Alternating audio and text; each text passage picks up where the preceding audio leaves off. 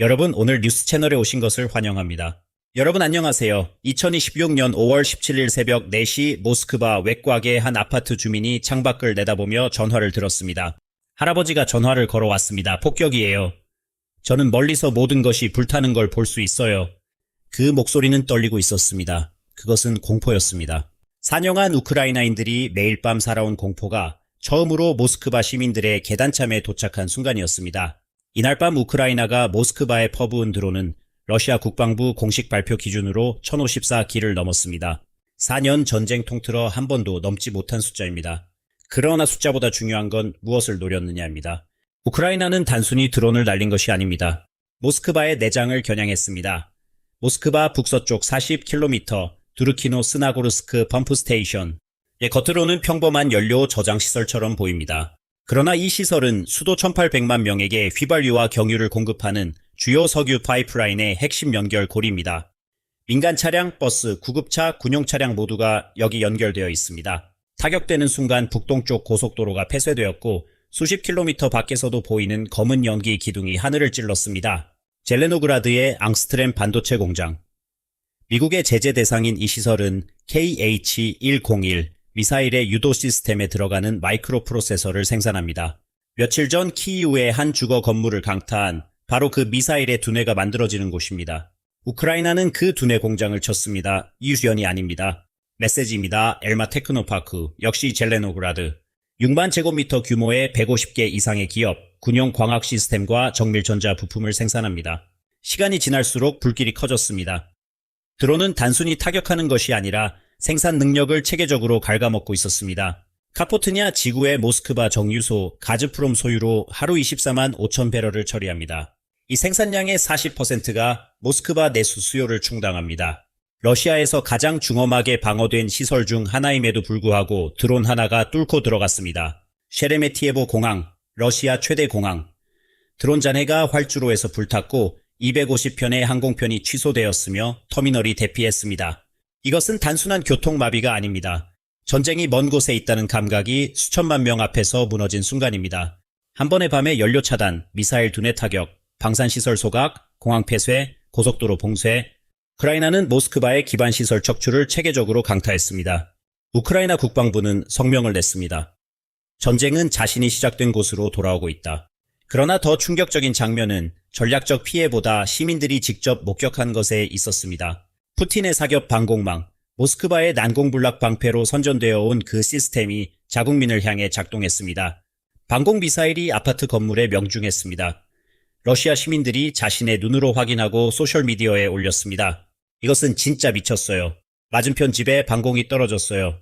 역설은 여기에 있습니다. 러시아의 자체 GPS 제밍 시스템이 우크라이나 드론을 표적에서 빗나가게 하도록 설계되었는데 이 빗나간 드론들이 공항에, 고속도로에, 아파트 지붕 위에 떨어졌습니다. 방공미사일이 표적을 빗나가면 그것도 주거 지역에 착탄합니다. 모스크바 시민들은 이제 두 가지 위협에 노출되었습니다. 우크라이나 드론과 자국의 방공망입니다. 푸틴의 무기가 푸틴의 국민을 향해 돌아선 것입니다. 그리고 이 모든 장면을 담은 수백 개의 영상이 불법임에도 불구하고 퍼져나갔습니다. 이 서엇이 우크라이나 정보당국에게는 황금입니다.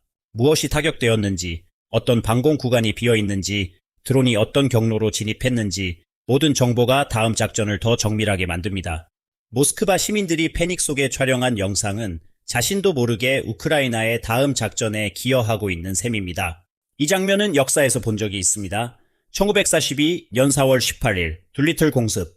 미국은 폭격기 16대로 도쿄를 폭격했습니다.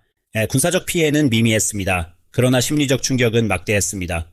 일본 국민들은 우리에게는 닿을 수 없다는 믿음을 잃었습니다. 그 믿음의 붕괴는 일본 군부의 미드웨이 공격으로 이어졌고 그것이 전쟁의 흐름을 바꾸었습니다. 둘리틀 공습의 진짜 무기는 폭탄이 아니었습니다. 안전하다는 환상을 파괴하는 것이었습니다. 2026년 5월 17일에 모스크바가 같은 공식입니다. 1000기 이상의 드론이 입힌 총 군사적 피해가 어느 정도이든 1800만 명이 모스크바는 건드릴 수 없다고 믿어온 신념이 균열된 것은 숫자로 환산되지 않습니다. 크렘린 미디어는 이날을 이렇게 보도했습니다. 방공군이 최대 규모의 우크라이나 드론 공격을 격퇴했다. 모스크바 시장 소변이는 드론 120여 기를 격추했다고 말했습니다. 불타는 정유소, 폐쇄된 공항, 고속도로 봉쇄, 아파트에 떨어진 방공 미사일, 한마디도 없었습니다. 카메라 앵글에 공장이 타는 장면이 잡히는 동안 앵커는 말했습니다. 격퇴했습니다. 수백만 명의 모스크바 시민들이 이 모순을 자신의 눈으로 목격했습니다. 러시아 최대 전쟁 블로거 로마노프가 오웰의 1984를 인용하며 반기를 들었습니다. 공식 발표와 자신의 눈이 모순된다면 눈을 믿지 말라. 이 문장의 무게를 이해해야 합니다. 수년간 전쟁을 지지해온, 우크라이나 파괴를 원해온, 전선에 자원병을 보내온 남자가 자국 정부가 거짓말을 한다고 공개적으로 말한 것입니다. 2014년 돈바스에 불을 붙인 친푸틴 억만장자 말페가 갑자기 이런 말을 했습니다. 우크라이나에 지는 건 부끄러운 일이 아니다. 우크라이나인들은 결국 우리와 같은 러시아인이다. 핵공격을 촉구하던 사람이 패배를 정상화하기 시작했다면 크렘린 복도에서는 무슨 이야기가 오가고 있을까요? 그리고 이 모든 혼돈이 벌어지는 동안 푸틴은 어디 있었을까요? 베이징으로 떠나고 있었습니다. 5월 15일 키이우 공격, 5월 16일 중국 방문 발표, 5월 17일 모스크바 불길, 5월 18일 페스코프 평화 대화 촉구, 5월 19일 시진핑과 40개 협정 서명. 수도가 불타는 동안 지도자는 다른 대륙에 있었습니다. 이 타이밍이 의도적인지 아닌지와 무관하게 푸틴의 우선순위가 무엇인지를 보여줍니다. 1800만 모스크바 시민의 공포인가, 중국과의 에너지 거래인가, 전쟁 도식이 바뀌었습니다. 2022년 러시아는 우크라이나를 사실상 보복 불가 상태로 공격했습니다. 그 시대는 락스났습니다. 5월 17일이 그것을 증명했습니다.